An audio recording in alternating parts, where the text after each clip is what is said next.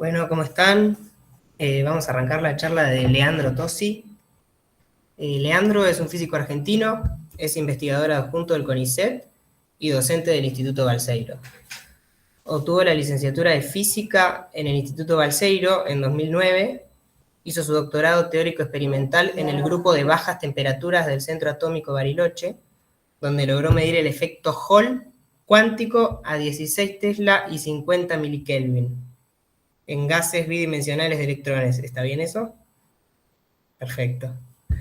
Entre 2015 y 2019, Leandro hizo 2 postdoctorados en Francia, el primero en Orsay, dedicado al desarrollo de un electrómetro operando a radiofrecuencias para aplicaciones en astrofísica, y el segundo en el grupo Quantronics, dedicado al estudio de circuitos cuánticos híbridos superconductor-semiconductor.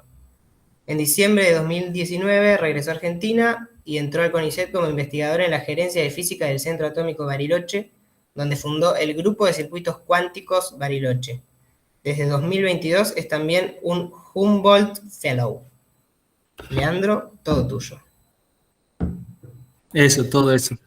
Bueno, muchísimas gracias por Lucas por la presentación, Pablo por la invitación. La verdad que para mí es un gusto estar participando del evento que organizaron y compartir un poco las cosas que estamos haciendo en Bariloche. Así sin más, paso a compartir la pantalla para ver que funcione bien.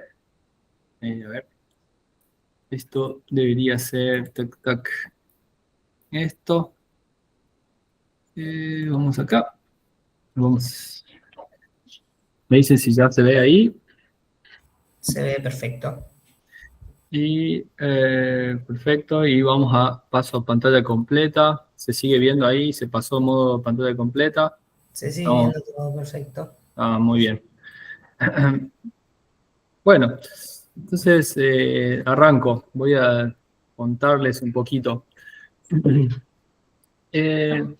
Nosotros, la idea de la charla de hoy sería contar un poco sobre un proyecto grande que tenemos acá en Bariloche, que es el desarrollo de un procesador cuántico basado en qubits tipo Fluxonium.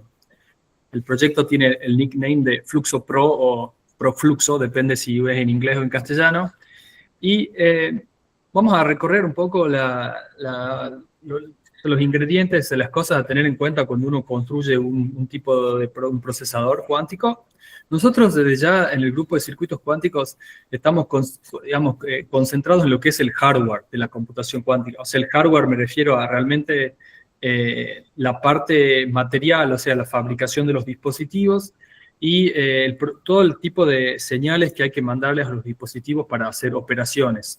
Esa sería un poco la cosa, digamos, somos los que tenemos la tarea de traducir las instrucciones de un software en realmente algo práctico que implementa compuertas en un procesador. Antes de empezar, o sea, como bien el grupo ya tiene su tiempo y lo que voy a contar es realmente el esfuerzo colectivo de un montón de años, o sea, el grupo viene creciendo desde el 2019 hasta la fecha. Ya han pasado varias generaciones de estudiantes y, bueno, cada uno de los estudiantes y las estudiantes ha ido haciendo un poquito crecer este proyecto y el grupo en distintos espacios. Y bueno, como buen persona a cargo del grupo, no voy a contar el trabajo en particular de la charla de Maximiliano Gatto, que es lo que hizo durante su tesis de licenciatura acá en Bariloche. Así que, más que nada, el trabajo de Maxi. De hecho, Maxi está conectado y las preguntas más difíciles las va a responder, que yo no voy a tener el conocimiento para hacer. Entonces, bueno, nosotros trabajamos con circuitos superconductores. No sé si ya hubo otras charlas introductorias y eso. O sea, la computadora de IBM también funciona a partir de circuitos superconductores. Son esencialmente una combinación de componentes, capacitores, inductores y sobre todo el ingrediente fundamental son las junturas Josephson. Estos circuitos pueden cuantizarse y cuando se cuantizan tienen niveles de energía. Los niveles de energía del circuito que van a representar diferentes cosas en términos de las variables corriente y voltaje, son básicamente donde uno va a encodiar o va a guardar la información. Va a ser su 0 y 1 para hacer operaciones, etc. Estos sistemas tienen un tiempo de vida largo, son muy coherentes, tienen bastante anarmonicidad, en particular en el caso del Fluxonium, lo que permite tener protocolos de lectura, o sea, para saber si el sistema está en el 0 o en el 1, que son muy, muy fieles, muy robustos. Se pueden hacer con puertas de 1 qubit rápidas, se puede acoplar muchos de estos bichitos porque se puede tener una gran escalabilidad y también es posible implementar códigos de corrección de errores. Bueno, todo esto son un montón de ventajas, ustedes no tengo que convencerlos sobre eso. Nosotros en particular nos concentramos en una arquitectura que es el Fluxonium. Después les cuento bien sobre esta cosa. Pero bueno, desde la perspectiva del hardware, cuando uno tiene que construir un procesador, aparecen esquemas como este, donde cada uno de estos cuadraditos representa un qubit. En particular, las flechitas estas serían algo así como el 0 y el 1, o sea, indicando dos estados diferentes donde la corriente fluye en un sentido o en el otro. Estas unidades pueden ser acopladas mediante estos cuadraditos que se llaman couplers, y al mismo tiempo el estado del sistema tiene que ser leído con algún tipo de estructura, como esto que está acá, que es son resonadores de lectura. Además de todo eso, hay algunas antenitas que permiten hacer operaciones. Entonces, realmente cuando uno ve una cosa como esta, se da cuenta que, bueno, sí, construir un procesador requiere un montón de optimización, sobre todo en la cantidad de parámetros que hay que tener en cuenta para que todo esto funcione y no sea algo que simplemente tenga mucha decoherencia. Nosotros en Bariloche nos planteamos un objetivo un poco más modesto, que es construir un procesador en escala pequeña. Yo cuando digo escala pequeña es llegar a un procesador en el cual uno puede testear e implementar compuertas y algoritmos chiquitos para probar vías alternativas de computación cuántica. O sea, por ejemplo, o sea, la escala más o menos sería algo así como, bueno, tener un qubit único, caracterizar su tiempo de vida, su decoherencia, la fidelidad, aplicar compuertas de un qubit, después tener dos, acoplarlos, hacer algoritmos de entrelazamiento y finalmente tener algo así entre 4 y 6 qubits que puedan permitir implementar algoritmos básicos como algoritmos de búsqueda e incluso, bueno, algunas cosas muy sencillas, esquemas de corrección de errores. Así que básicamente la idea de este roadmap es ser un poco, no estar sobre el mainstream, sino tener cierta libertad de probar distintos tipos de fabricación, distintas compuertas alternativas, otro tipo de algoritmos e incluso trabajar con esta arquitectura que es el Fluxonium, que no es la arquitectura, digamos, que se utiliza normalmente. La comunidad está más acostumbrada y conoce mucho mejor lo que sería el Transmon. La verdad que o sea, yo considero que el proyecto está muy timely, o sea, está en un buen momento. O sea, demostraciones recientes de que estos qubits Fluxonium se pueden operar con largo tiempo de coherencia. Por ejemplo, la demostración de un tiempo de coherencia de 1 milisegundo en el 2023. Después se han implementado compuertas de un solo qubit, o sea, con gran fidelidad. Y incluso algunas compuertas de 2 qubits, acoplando 2 qubits para hacer compuertas tipo control Z. O sea, hay muchos resultados recientes. Si uno se fija la fecha, realmente es una arquitectura donde todavía se están probando estrategias, y por eso a mí me pareció que nosotros desde Bariloche podíamos contribuir a todo este movimiento que busca aprovechar las ventajas del Fluxonium. Para tener en cuenta, el Fluxonium tiene un challenge, digamos, el desafío más grande con el que uno se encuentra es fabricar una inductancia grande. A esa inductancia grande se la conoce como una superinductancia, y esencialmente, si uno se fija un poco en la literatura, hay 3 tipos de estrategias. Hay una estrategia que es utilizar arrays de junturas Josephson, como este caso, que es un caso bastante extremo, donde incluso hicieron un comido para suspender el array. Se ve acá que el circuito, por la tensión que hay, se despega del sustrato. Otra estrategia es utilizar materiales híbridos, superconductor, semiconductor, para fabricar también arreglos de junturas o materiales con alta inductancia. Y finalmente también se puede utilizar materiales de inductancia cinética grande, como el caso del aluminio granular.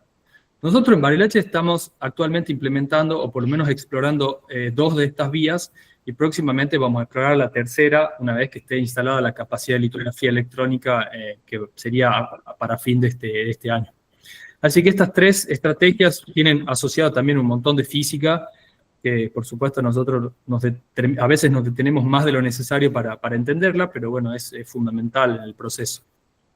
O sea, a mí me gusta bastante esta foto, siempre la muestro para tener una idea de la magnitud del proyecto. O sea, este es el Cerro Catedral, que se ve desde el balcón de nuestro laboratorio, y lo que se ve abajo es el camión que está llegando a Bariloche con el crióstato que fue fabricado en Finlandia. O sea, fue un largo viaje para poder hacer llegar un poco de equipamiento y empezar a hacer física experimental competitiva y de punta acá en Bariloche. Yo creo que es bastante difícil, pero se puede. De hecho, bueno, tenemos nosotros un crióstato de dilución, Bluefors, que opera a 10 milikelvin, tiene varias líneas de alta frecuencia con las que podemos caracterizar nuestros circuitos.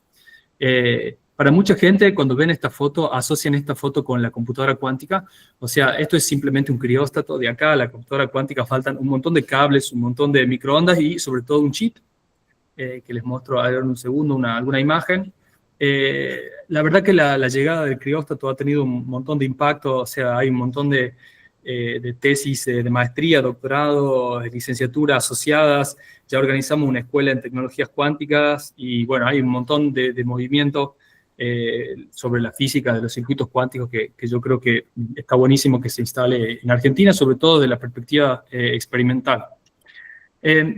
Cuando yo me refiero a dispositivos, nosotros, por ejemplo, acá hay un chip que tiene resonadores microondas. Estos resonadores, en este caso, tienen una frecuencia cercana a 7,8 gigas.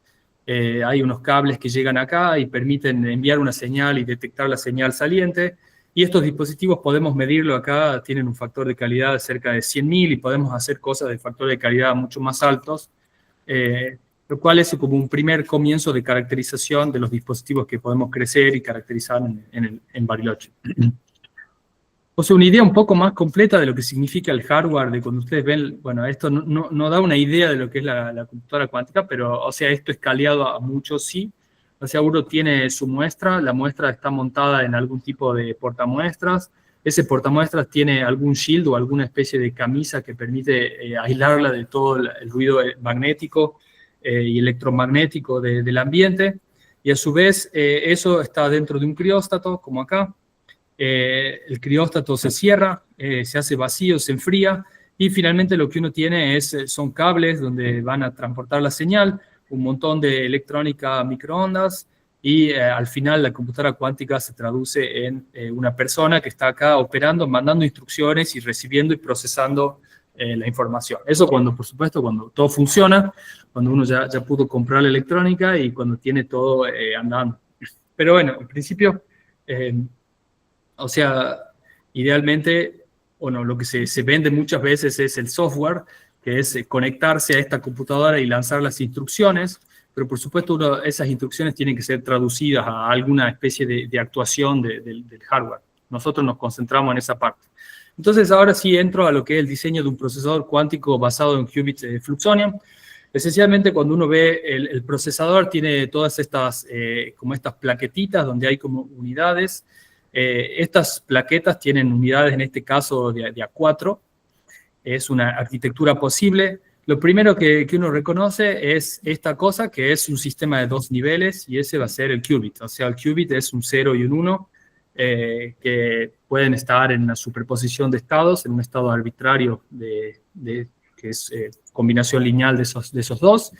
Y a ese sistema único uno puede dirigirse, o sea, mandarle señales en microondas aplicadas durante un cierto tiempo, y esas señales microondas son los que van a hacer el driving, o sea, el forzamiento generando transiciones entre 0 y 1. O sea, por ejemplo, hacer un bit flip, o sea, pasar de 0 a 1 o generar una superposición con una Hadamard, etc. A su vez, este sistema, claro, cuando uno hace este forzamiento cerca de la frecuencia de resonancia, claro, puede hacer estas oscilaciones, que son los que nosotros llamamos oscilaciones de Rabi, y si uno interrumpe esa oscilación en un cierto tiempo, eso va a ser una compuerta. A su vez, para hacer cosas de 2 qubits hay que acoplarlos, hay que tener alguna forma de hacer que estos 2 qubits intercambien excitaciones. Y no solo eso, sino tiene que haber alguna especie de estructura de readout, o sea, alguna especie de aguja que me diga al final del proceso si el sistema está en el 0 o en el 1. Entonces, bueno, todo eso hay que diseñarlo y ese fue el trabajo de modelado, diseño que realizó Maxi. Y en particular, bueno, ahora estamos en la parte de un poco fabricación y medición. Esas serían las perspectivas que les cuento un poco al final. Entonces, empecemos por el sistema de 2 niveles. Habíamos dicho que queremos hacerlo con un fluxonium, para lo cual uno tiene que agarrar el circuito que tiene, como les decía, un capacitor que va a contribuir con una cierta energía capacitiva, un inductor que va a contribuir con una energía magnética, que depende del flujo, y una juntura Josephson que va a contribuir con una especie de potencial Josephson que depende del coseno del flujo en sus bornes. Estas contribuciones de energía además tienen que satisfacer que la juntura y la inductancia forman un anillo, y como forman un anillo y uno aplica un cierto campo magnético, el flujo en esta rama y en esta rama tiene que satisfacer esta condición, lo que hace una especie de constraint entre las 2 variables. Eso permite trabajar con una sola de las variables y escribir un hamiltoniano para esto. Eso es lo que hacemos nosotros, por lo menos los físicos, terminamos escribiendo un hamiltoniano, y el hamiltoniano, cuando uno opera en el régimen cuántico, que en particular eso significa que la temperatura en la que medimos el circuito es mucho más chica que las energías características, y a su vez que los anchos de línea son mucho más chicos que las transiciones, o sea, eso significa temperaturas bajas y alto factor de calidad. En ese caso, uno, bueno, hace una especie de promueve estas variables clásicas a observables con sus operadores hermíticos, que satisfacen una cierta relación de conmutación. En particular, el flujo y la carga satisfacen esta relación de conmutación que es clave para toda la cuantización de circuitos. Uno puede hacer una analogía pensando que la carga es como el operador momento en cuántica y el flujo como la variable posición. Y usando esa analogía es bastante sencillo. Uno escribe el hamiltoniano cuántico, la versión cuántica del fluxonium, que es algo que ahora sí podemos diagonalizar y encontrar las autoenergías. Haciendo eso, con ciertos parámetros que definen el régimen del fluxonium, uno obtiene estos niveles de energía en función del campo magnético externo. O sea, este sería el 0, el 1, el 2. Esto es lo que en la jerga, o sea, estos serían los niveles que uno asocia como si fuese un átomo artificial. O sea, eso es lo que surge de la cuantización del circuito. En particular, si uno se queda en el sweet spot, que sería en el flujo igual a pi, o sea, medio cuanto de flujo, ahí puede usar las transiciones entre el 0 y el 1 como un qubit, y aprovechar el hecho de que la transición entre el 1 y el 2 está a una diferencia de frecuencia muy grande, lo que se conoce como anarmonicidad. Por lo tanto, la aproximación de quedarse simplemente con esos niveles es una muy buena aproximación. De hecho, es una aproximación mucho mejor que en el transmon, donde es un oscilador ligeramente anarmónico. En ese sentido, el fluxonium es considerado un qubit donde se podrían obtener compuertas mucho más rápidas. Una vez que tenemos el qubit, como les decía, en todo experimento de cuántica que tenga algún sentido de información cuántica, necesitamos alguna manera, alguna especie de flecha que nos termine de decir, después de hacer alguna operación, si el qubit está en el estado 0 o en el estado 1. Para eso, nosotros implementamos lo que se conoce como una arquitectura de circuit QED. La arquitectura de circuit QED, uno lo que tiene es el qubit, o sea, el fluxonium, acoplado a un resonador microondas. Y la idea de esto es básicamente que a partir de ese acoplamiento, la frecuencia del resonador depende del estado del qubit. Eso es lo que se conoce como State Dependent Frequency, o sea, es una medida que me permite cuantificar según dónde se encuentra el resonador, si me encuentro en el estado 0 o me encuentro en el estado 1. En particular, me diría esta frecuencia si me encuentro en el estado 0 o esta frecuencia si me encuentro en el estado 1, y esa distancia entre las dos es básicamente la capacidad o la sensibilidad de mi aguja. O sea, es que también puedo separar el estado 0 del estado 1. Esto, por supuesto, hay que optimizarlo. Nosotros lo que hicimos es escribir, por supuesto, un hamiltoniano para esto, que contempla al fluxonium, que es el átomo artificial, al campo electromagnético y algún término de interacción. Resolvimos todo eso, diagonalizamos y encontramos cuál era la región óptima, donde lo que encontramos es básicamente que en el sweet spot uno tenía la capacidad de discriminar las dos resonancias del orden de 3 megas, y eso significa que si uno tiene un factor de calidad del orden de 1000 en su resonador microondas, que es bastante razonable, ya podría distinguir los dos estados del qubit. Así que ese fue como un primer resultado que uno hace, aprovechando para ir entendiendo los distintos componentes del procesador. Ahora, ya tenemos un qubit, podemos saber en qué estado se encuentra, y entonces, bueno, ¿cómo hacemos operaciones? Yo les decía que uno tiene que poner alguna señal alterna, una señal oscilante en el tiempo, a una frecuencia, y hay dos opciones. Uno podría mandarla a acoplarse capacitivamente, o sea, mandar como una especie, tratarlo más como si fuese un campo eléctrico oscilante, o inductivamente, como si fuese una especie de campo magnético oscilante, un flujo oscilante en el anillo. Estas dos alternativas las contemplamos, de hecho hicimos simulaciones de la evolución temporal de la dinámica de todo el fluxonium, considerando no solamente el nivel 0 y 1, sino todos los niveles, que es bastante crítico para realmente el comportamiento de este circuito. De hecho, se necesitan por lo menos 5 niveles para describir correctamente las operaciones de este sistema. Y lo que vimos es, como para simplificar, existe una estrategia llamada drag, yo podría decir to drag o no to drag. O sea, el drag es una estrategia que se utiliza mucho en la computadora de IBM, que se utiliza mucho en el Transmon, y es básicamente una estrategia de poner una señal con una cierta envolvente. De hecho, desde la perspectiva del hardware, hacer una compuerta es prender una señal un cierto tiempo, o ponerle un envolvente, que en este caso es un pulso cosenoidal.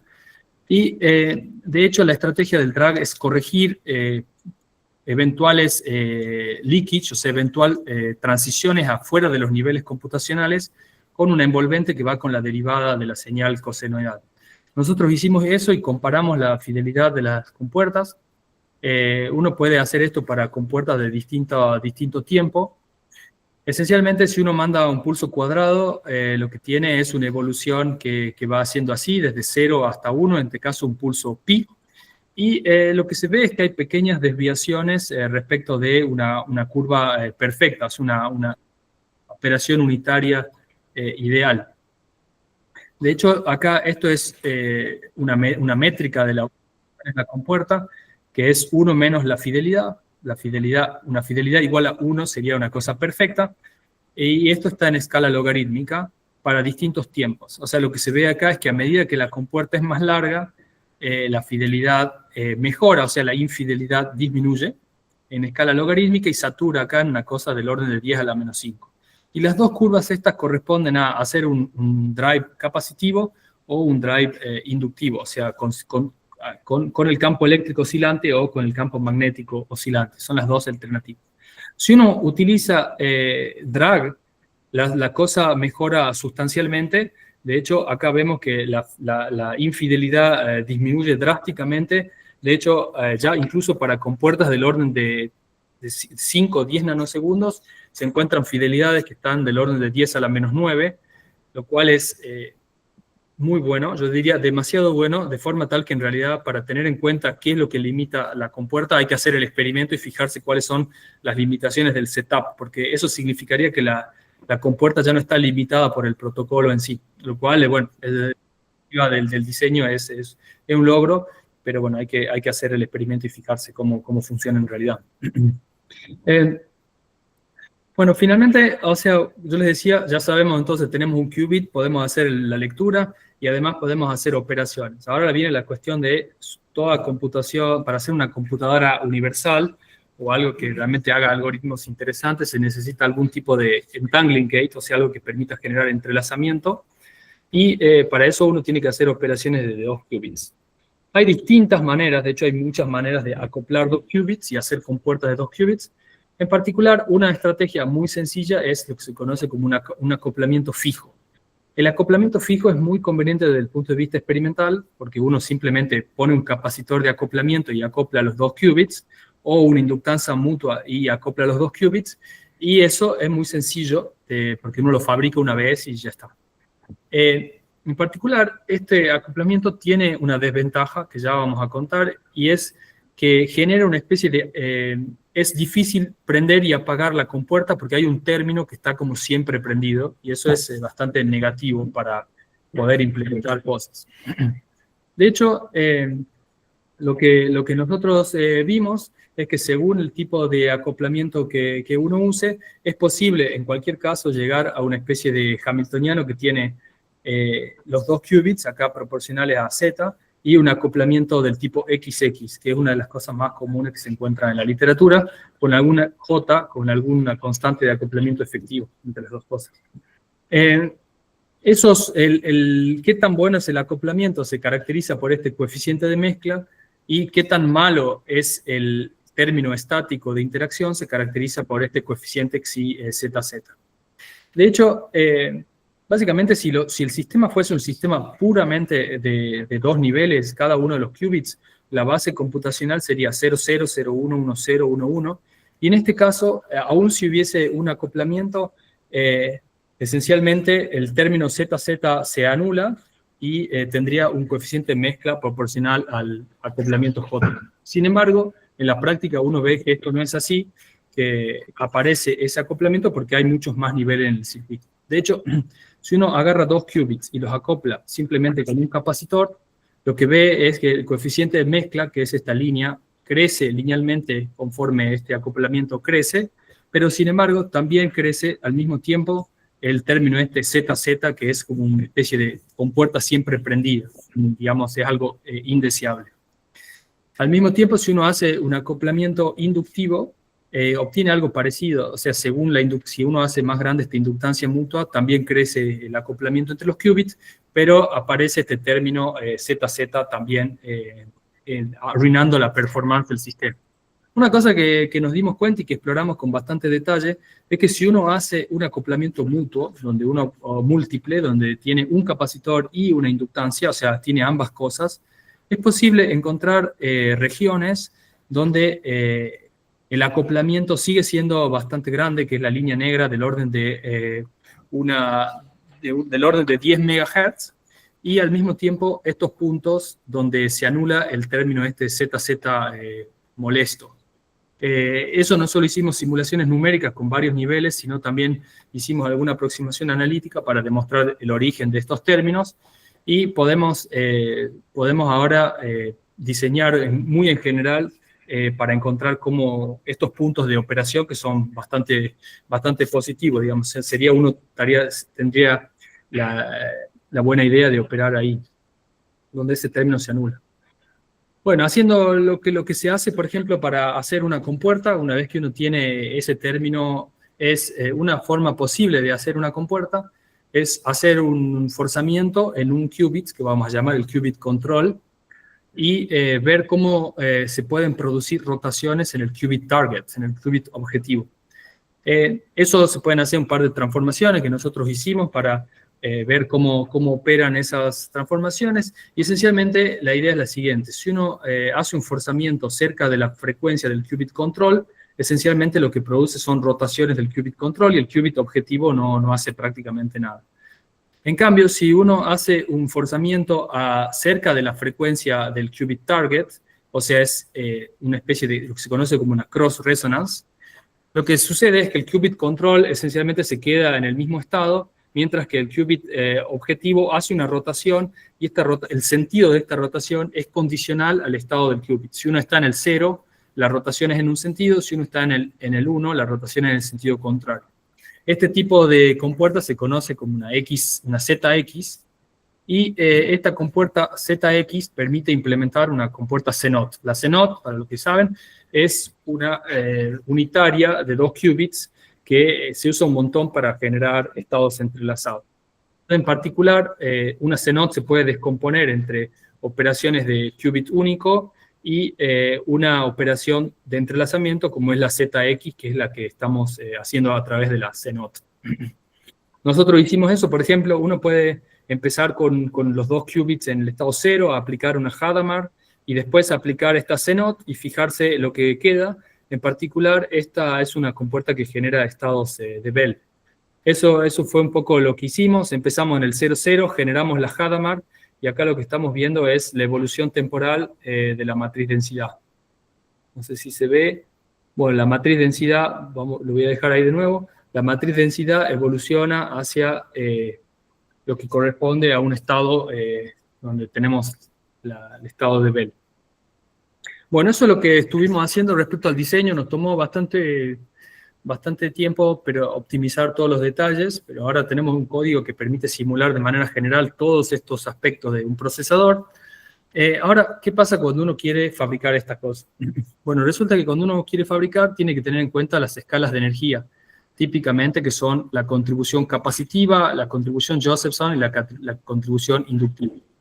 Cuando uno se fija en la contribución capacitiva, se da cuenta que necesita un capacitor del orden de 20 femtofaradios, la corriente, para hacer la contribución Josephson, una corriente crítica de 8 nanoamperes, y una inductancia del orden de 165 nanohenry. Ahora, 165 nanohenry es un montón de inductancia, es difícil de hacer en planar, y es difícil de hacer de cualquier manera, sobre todo que sea compacto. Por ejemplo, si uno tomase simplemente un cable de metal con una cierta longitud, la inductancia de eso es mu0 por la longitud, y eso da que uno necesita 13 centímetros de cable simplemente para tener esa inductancia, lo cual es completamente inviable aún si uno empieza a hacer un meandro, por el simple hecho de que al hacer el meandro eso empieza a generar capacidades parásitas, y las capacidades parásitas terminan jugando en contra de los parámetros del sistema mismo.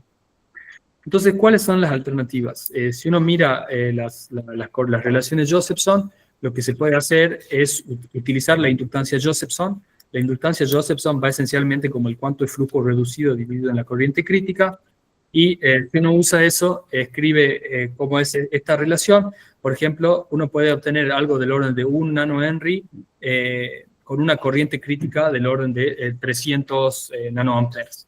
Entonces, si uno reduce la corriente crítica, puede aumentar la inductancia, y esa es la manera en la que uno puede hacer eso. O poner un montón de junturas, todas juntas, cada una contribuyendo con 1 nanohenry. Por ejemplo, poner 160 junturas y a 160 nanohenrys. Esa es la estrategia que se usa normalmente en la literatura. De hecho, por ejemplo, acá tenemos, ahora sí, creo que ya después de toda esta introducción se entiende un poco mejor, el fluxonium, que es lo que se ve acá, es un anillo donde hay arrays de junturas Josephson. Acá hay una juntura chiquitita, que es lo que se conoce como la black sheep, y después estas dos aletas son un capacitor. Entonces esto fija la energía de carga, el array fija la energía inductiva, y la juntura fija la energía Josephson. O sea, este es básicamente lo único que uno necesita para fabricar este qubit, ¿no?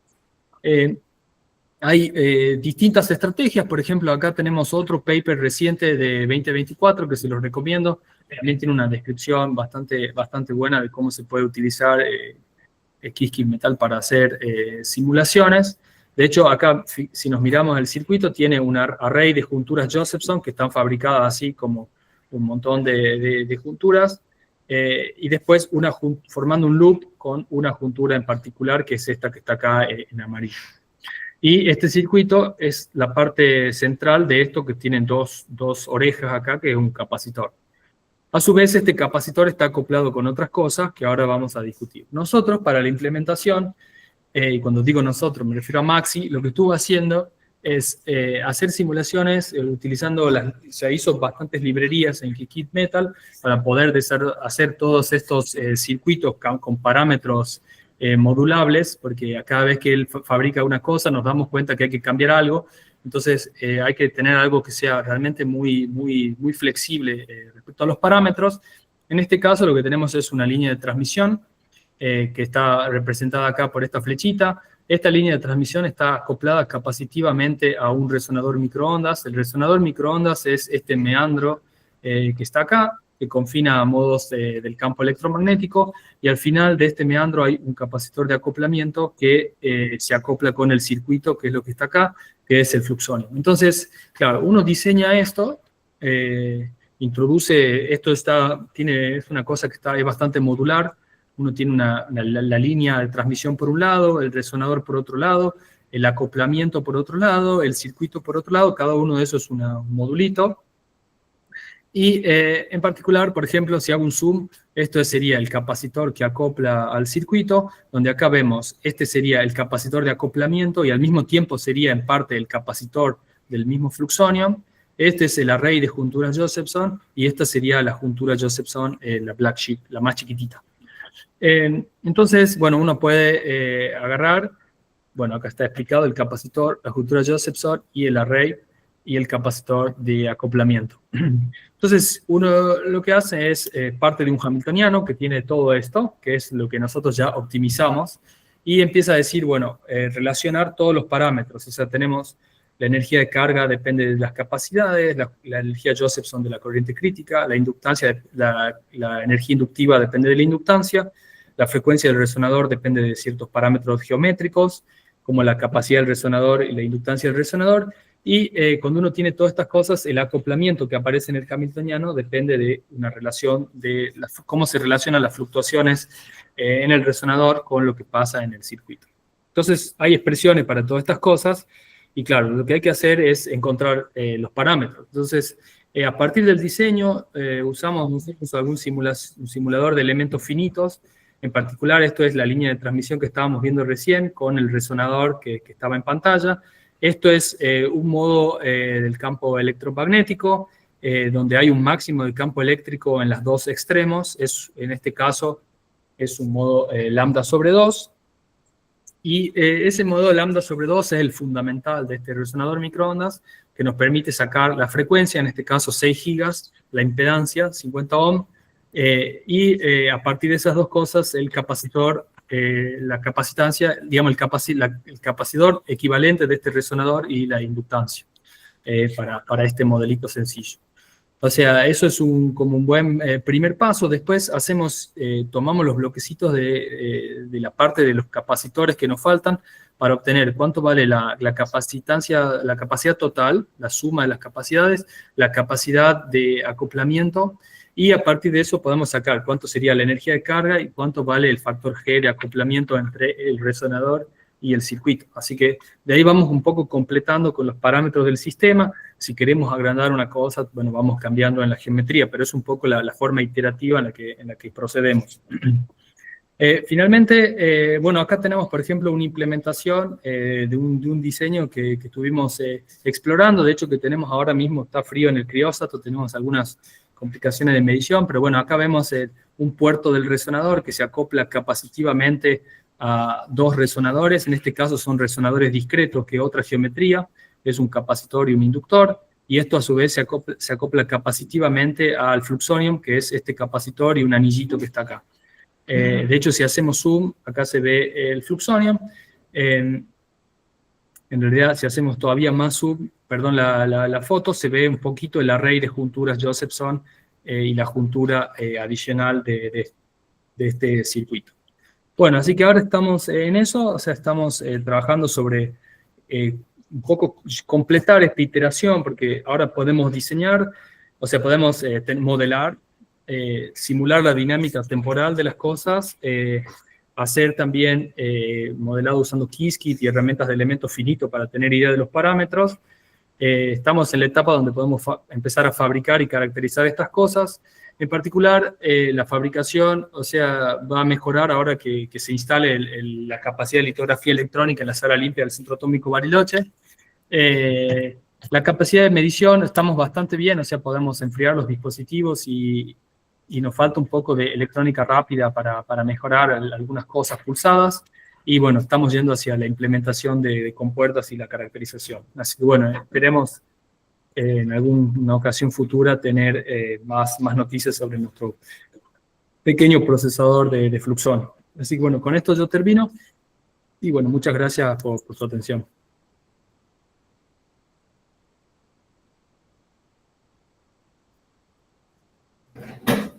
Gracias, Leandro. Tremenda charla.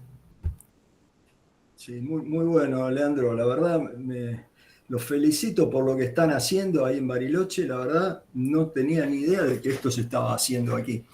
Así que muy bueno. Igual tengo un montón de cosas, como de preguntas que se me fueron surgiendo, ¿no? Y no sé si es el momento de hacerte alguna pregunta muy básica, porque realmente no no estoy en el tema de un hardware tan profundo. Ujú.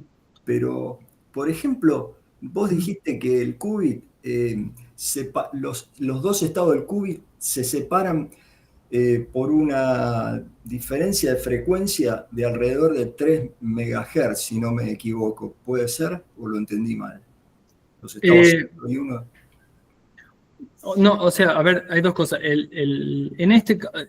Típicamente la frecuencia del qubit, o sea, en sí de la transición 0-1, en este caso es del orden de 0,6 gigas. Pero en los circuitos superconductores es del orden de gigas, digamos. Puede ser más chica, centenas de megas, pero no mucho más chica porque siempre tiene que ser más grande que la temperatura. Y para tener una idea, un gigahertz son 50 milikelvin. Así que si vos querés algo que sea realmente mucho más chico que un gigahertz, después tenés que enfriar mucho más tu sistema para no tener una población térmica del qubit. Lo que es del orden de 3 megas es el corrimiento, o sea, vos tenés tu qubit en el estado 0 o en el estado 1 o en el estado que quieras. Cuando vos lo medís, esencialmente haces como una especie de proyección donde te fijas si está en 0 o en 1 y con qué probabilidad. Ahora, ¿cómo es esa proyección? Bueno, lo que haces es le acoplas un resonador microondas y ese resonador se corre su frecuencia según si estás en 0 o en 1. Ese corrimiento es lo que se conoce como el corrimiento dispersivo y ese corrimiento dispersivo es del orden de 3 megas. Eso es lo que dije para eso. O sea que la diferencia de frecuencia entre el 0 y el 1 en realidad es muy grande, digamos 600 Sí. MHz, o sea, sí, por lo que... Exactamente, sí. Pero claro, en la medición es el tema. Y después otra en la duda. medición, claro, es como Sí. es tu puntero, digamos. O sea, Claro. Y otra duda que me surge, sí, ustedes los qubits para manejar uno u otro tienen que hacerlo con diferente frecuencia para acoplarse. ¿Cómo distinguen los dos qubits cuando están y tienen que usar uno como control, otro como target? ¿Y cómo Sí, pueden claro. manejar individualmente o si es algún otro tipo de compuerta de 2 qubits, aplicar alguna... Está muy bien tu pregunta. Y en realidad un poco en tus preguntas radica la complejidad de todo esto. Ahora te muestro el dibujito, mirá. O sea, a ver, en este dibujito, a ver si se ve. O sea, cada una de estas plaquetitas sería un qubit, ¿ok? Cada uno tiene una cierta frecuencia. Vos para poder dirigirte a ese qubit, cada uno tiene que tener su propia antena. Fíjate, ¿ves? Hay una antena por cada uno. Y esa antena te permite hacer rotaciones. Y a su vez, cada uno tiene que estar acoplado de un resonador que te permita leer el estado del sistema. Entonces, por ejemplo, suponete que vos querés hacer algo que tenga un procesamiento o un algoritmo a 4 qubits. Por ejemplo, le haces algo a este qubit, le haces algo a este qubit, le haces algo a este, le haces algo a este, después haces algo que los mezcla, te haces una cosa muy entrelazada de 4 qubits y al final de todo eso lees el estado de cada uno. Y eso sería tu procesamiento, digamos. O sea, la computadora cuántica es un gran interferómetro a la larga. O sea, generarte superposiciones de estados grandes donde básicamente tenés información sobre todo el sistema al mismo tiempo y después, bueno, hay un proceso de medición donde se los mide y tenés una idea. O sea, tu resultado después de una medición va a ser algo así como 0,001,10,10. O sea, una información sobre en qué estado estaba uno de tus qubits. Ese sería. Claro, y estás traduciendo todas esas señales eléctricas de frecuencia, básicamente, al 0 y al 1 que ves en la pantalla, digamos, para programar. Sí. Claro, sí. Y cada una de las secuencias que uno hace hay que repetirlas una cierta cantidad de veces porque, bueno, al final, como te decía, la medición te da probabilidad de estar en un estado y en otro, entonces hay que repetir, digamos, muchas veces. Sí, los shots, digamos, que le das cuando programás, digamos. Exactamente, los shots. Exactamente. Sí, perfecto. Bueno, es un mundo esto, así que bueno, te Sí, agradezco. es como yo decía, por eso me gustó decir, bueno, o sea, a ver, un poco del lado del hardware, nosotros nos ocupamos en traducir, ¿no? O sea, vos me vas a decir, mira, yo quiero hacer este algoritmo y me das tu quantum algorithm, y yo tengo que ocuparme de cómo hacer eso eficiente en la computadora. Hay una especie de optimización también que es uno para cada computadora, conociendo sus falencias y sus ventajas, tiene que hacer las mejores compuertas. Entonces, no necesariamente la misma operación en cada procesador va a ser la misma cosa. De hecho, probablemente cuando vos decís, hace una compuerta pi, Google usa una cosa, IBM usa otra, Amazon tal vez usa otra, una computadora de iones usa otra cosa y así. Claro, claro. Sí, sí, porque uno cuando se programa en Qiskit, bueno, se olvida de lo que está pasando ahí en el hardware, que es una cosa complicadísima y de ahí, bueno, la dificultad para escalar, ¿no? En estos circuitos. Sí, o sea, acá tenés cosas, otro fenómeno que yo no discutí y que no creo que nosotros lleguemos, porque eso, por supuesto que hay después una especie de etapa de ingeniería que es muy costosa, que es, o sea, cómo hacer que las frecuencias no colisionen, ¿no? Porque si todas estas cosas tienen frecuencias cercanas, después las cosas se empiezan a empujar un poquito, y ¿entendés? Entonces, las cosas, nada de lo que fabricaste está a la frecuencia que vos querías. Como vos decís, una cosa es tener 2 qubits y elegir sus frecuencias para que no se solapen, y cada resonador para que no se solape, pero ¿qué pasa si tenés 200? Bueno, o sea, ahí tenés otro problema. Claro. Que yo no creo que nosotros enfrentemos, pero bueno, es una cosa que se puede resolver, hay estrategias, digamos. Bueno, perfecto, lo felicito, la verdad, excelente. Muy buena la charla. Acá había una pregunta en el chat de Marcos Lammers. Dice, hola Leandro, gracias por tu charla. Tengo una pregunta relacionada a cómo operan su procesador. ¿Las mediciones están haciendo directamente en el instrumental de laboratorio o están haciendo comunicación en un hardware de uso específico? Buenísimo, Marco. De nuevo, nosotros estamos en el proceso de fabricar, o sea, por lo menos lo que nos interesa es fabricar nuestros dispositivos. O sea, diseñamos, hacemos un proceso iterativo en el cual vamos encontrando los parámetros que se ajustan a lo que diseñamos eh, con los modelos, y después fabricamos eso, y ahora estamos en proceso de optimizar la fabricación y después pasar a la medición y la caracterización de los dispositivos. Eso nos está tomando un poco más de tiempo porque no es fácil, pero sí, la idea es, trabajamos en el hardware que nosotros mismos hacemos. Bien, esa es la idea. Después, Juan Pablo Caldo. Leandro, una pregunta. Cuando decís que necesitan electrónica para llegar a la computadora cuántica con ese procesador, ¿refería a dispositivos o equipos que ya existen en el mundo o son caros o hay que diseñarlos? Perfecto. Sí, o sea, cuando yo digo, por ejemplo, que una compuerta es prender una cierta señal, por ejemplo, no sé, resonante con el qubit sería una señal a 0,5 giga o a ponerle 1 giga durante 10 nanosegundos. Bueno, hay que hacerse ese pulso gaussiano o cosenoidal o que tenga realmente un envolvente con esa señal. Y bueno, nosotros, ese equipamiento existe, es costoso, o sea, generar pulsos arbitrarios con alta frecuencia. Nosotros estamos improvisando soluciones, pero en algún momento parte de lo que nos gustaría hacer es profesionalizar eso y poder hacer realmente, sobre todo para poder generar pulsos arbitrarios para otro tipo de aplicaciones. Así que eso sí existe. Hay empresas como Zurich Instrument, Quantum Machines, Qblox y otra gente que vende soluciones. La mayoría de esas soluciones son FPGA-based, o sea, basada en FPGA. También tenemos un integrante del laboratorio que está desarrollando cosas en FPGA, con el sueño de que en algún momento compremos, tal vez sea más barato comprar un FPGA y hacer todo el procesamiento nosotros. Bueno, lo que suceda primero. Esa es un poco la idea. Tratamos de resolver todos los problemas que podemos.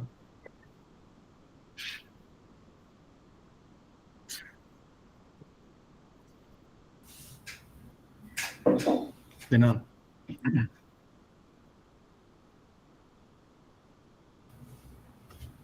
Bueno, chicos, ¿alguna pregunta más? Voy frenando la grabación mientras.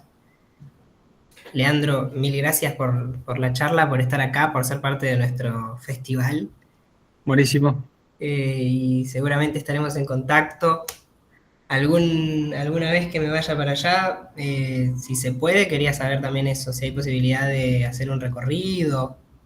Sí, sí, por supuesto. No, o sea, si sos extranjero necesitas darnos con tiempo algunas cosas para que avisemos en el centro atómico, pero si tenés DNI, podés venir y nos avisar y visitás. Perfecto. Genial, me encantaría, sí. Viví en Bariloche 18 años y nunca entré al centro atómico, imagínate.